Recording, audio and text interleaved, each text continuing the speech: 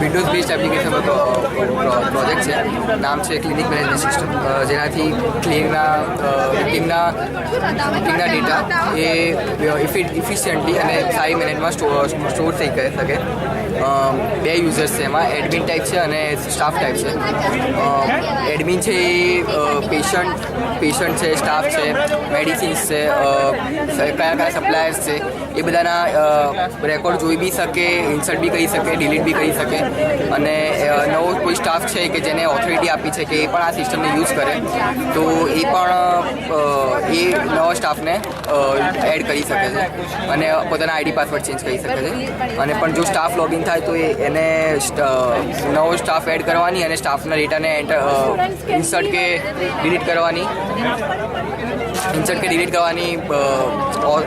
Rights નથી આપવામાં આવ્યા. એ સિમ્પલ ખાલી પેશન્ટ કે મેડિસિન્સ કે સપ્લાયરના જ ડેટા ઇન્સર્ટ અને અપડેટ અને ડિલીટ કરી શકશે અને પછી લોગઆઉટ થઈ શકશે.